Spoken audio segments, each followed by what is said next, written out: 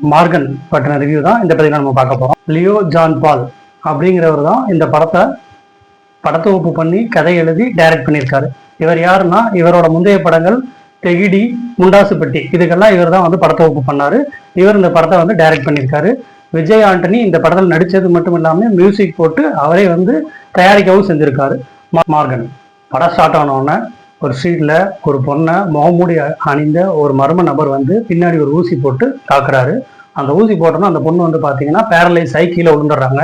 உடம்பு ஃபுல்லாக பிளாக் ஆகி அந்த பொண்ணு செத்துடுறாங்க. இந்த கொலையை இன்வெஸ்டிகேட் பண்ணுறதுக்காக டெல்லியிலேருந்து பார்த்தீங்கன்னா விஜய் ஆண்டனி வராரு. அவர் எதுக்காக வராரு அப்படின்னு பார்த்தீங்கன்னா, அவரோட பொண்ணையும் இதே டைப்ல தான் கொலை பண்ணியிருக்காங்க. அவரையும் இந்த டைப்ல கொலை பண்ணுறதுக்கு ட்ரை பண்ணியிருக்காங்க. ஸோ இந்த கேஸை விசாரிக்கிற விசாரணை அதிகாரியா இந்த படத்துக்குள்ள பாத்தீங்க அப்படின்னா நம்ம விஜய் ஆண்டனி வராரு. அந்த இடத்துல இருந்தா பாத்தீங்கன்னா படமே ஸ்டார்ட் ஆகுது. படம் பாத்தீங்கன்னா அதுக்கப்புறம் பாத்தீங்கன்னா ரொம்ப விறுவிறுப்பா சஸ்பென்ஸா நம்மளால யூகிக்க முடியாத அளவுக்கு நம்மள சீட்டோட நுனி வரைக்கும் கொண்டு விடுறாங்க. இந்த படத்துல விஜய் ஆண்டனிக்கு ஈக்குவலா அவரை விட இன்னும் ஒரு படி மேலேன்னு கூட சொல்லலாம். ஏன் நம்ம விஜய் ஆண்டனியே செகண்ட் ஹீரோ அப்படின்னு சொல்ற அளவுக்கு அஜய் தீக்ஷன் அப்படிங்கிறவர் பாத்தீங்கன்னா ஒரு ரோல் பண்ணியிருக்காரு. அவர் தான் இந்த படத்துல மெயின்னே சொல்லலாம், மெயின் ஹீரோ அப்படிங்கிற அளவுக்கு சொல்லலாம். இவர் யாருன்னு பாத்தீங்கன்னா நம்ம விஜய் ஆண்டனியோட சொந்த அக்கா பையன் தான். அவர் இந்த படத்துல பண்ணியிருக்காரு. அவருக்கு இந்த படம் பாத்தீங்கன்னா ஃபர்ஸ்ட் படம் பாத்தீங்க அப்படின்னா இந்த கொலையை விசாரிக்கிற விசாரணை அதிகாரியா வர நம்ம விஜய் ஆண்டனி அடுத்தடுத்து அவர் கிடைக்கிற துப்புகள் ஆகட்டும், அவர் இன்வெஸ்டிகேட் பண்றதாகட்டும், இது எதுவுமே பாத்தீங்கன்னா கதையோட பார்க்கும்போது பாத்தீங்கன்னா கதை ஃபர்ஸ்ட் கிளாஸா இருக்கு. அடுத்தடுத்த நகர்வுகள் அருமையா இருக்கு.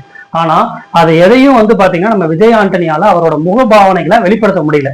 அந்த இடத்துல பாத்தீங்கன்னா படம் கொஞ்சம் தொய்வா போகுது. படத்தோட ஃபர்ஸ்ட் ஹாஃப் பாத்தீங்க அப்படின்னா என்னடா இப்படி போகுது, தேவையே இல்லாம இந்த ஒரு கதைக்குள்ள இந்த ஒரு கேரக்டருக்கெல்லாம் எதுக்கு பிளாஷ்பேக் காமிக்கிறாங்க, எதுக்கு விஜய் ஆண்டனியோட பொண்ணை கொள்றாங்க, எதுக்கு விஜய் ஆண்டனியை கொல்ல பாக்குறாங்க, இப்படிங்கிறதுக்கெல்லாம் எதுக்குமே ஒரு க்ளூ இல்லையே, எந்த ஒரு கனெக்டிவிட்டியுமே இல்லையே அப்படின்னு நம்ம எதிர்பார்த்து லேக் ஆகி உட்காந்துருந்தோம்னா இது எல்லாத்தையுமே பாத்தீங்கன்னா படத்தோட செகண்ட் ஹாஃப்ல இதுதானே நீங்க யோசிச்சு வச்சிருந்தீங்க, அதுக்கு ஆன்சர் இது அப்படிங்கிற மாதிரி ஒவ்வொன்றையும் ரொம்ப அழகா தத்துருவமா எந்த ஒரு லேகுமே இல்லாத அளவுக்கு ரொம்ப அழகா கோர்வையா கொண்டு கரெக்டா கிளைமேக்ஸ்ல முடிச்சிருக்காங்க. படத்துல என்னதான் நம்ம கடைசி கிளைமேக்ஸ் வரைக்கும் இருந்தாலும் கிளைமேக்ஸ் வரும்போதுதான் அந்த ட்விஸ்ட்ல இவர் தான் அந்த கொலைகாரர், இவர் தான் அந்த சைக்கோ அப்படிங்கிறதே நமக்கு அப்பதான் தெரிய வருது. இதெல்லாம் கூட பாத்தீங்கன்னா இந்த படத்துல மிக முக்கியமான விஷயம் என்ன சொல்ல வராங்க அப்படின்னா, நிறத்த பாகுபாடா வச்சு யாரையும் இனிமே பேசாதீங்க, அப்படி பேசுறவங்க இந்த படத்தை பார்த்தாங்க அப்படின்னா இனிமே அதை பத்தி பேச மாட்டாங்க அப்படிங்கிற ஒன்லைன் ஸ்டோரிய ஒரு கிரைம் த்ரில்லருக்குள்ள ஒரு கொலகாரனா, அதுவும் ஒரு சைக்கோ கொலகாரனா இருக்கிறவன் எப்படி பண்ணுவான் அப்படிங்கிறத வச்சு கொண்டு வந்திருக்க கதை ரொம்ப ஃபென்டாஸ்டிக்கா இருக்கு. இந்த படம் மார்கன் நம் மக்கள் மத்தியில நல்லா பதிவாச்சுன்னா விஜய் ஆண்டனிக்கு நல்ல ஒரு மார்க் வாங்கி கொடுக்குற ஒரு படமா இந்த படம் இருக்கும். படத்துக்கு மியூசிக் அவரே போட்டிருக்காரு. அந்த மியூசிக் பாத்தீங்கன்னா ஒரு சில இடங்கள்ல ரொம்ப சூப்பரா இருக்கு, ஒரு சில இடங்கள்ல பேக்ரவுண்ட்ல பாத்தீங்கன்னா ரொம்ப தொய்வா இருக்கு. அவர் நடிக்கிறத விட மியூசிக்ல நல்லாவே ஸ்கோர் பண்ணியிருக்காருன்னு இந்த படத்தை வரைக்கும் சொல்லலாம். இந்த படத்துல விஜய் ஆண்டனிக்கு பதிலா நம்ம விஷ்ணு விசாலையோ இல்ல வேற யாரையோ போட்டிருந்தாங்கன்னா படம் இன்னும் நல்லா இருந்திருக்கும்.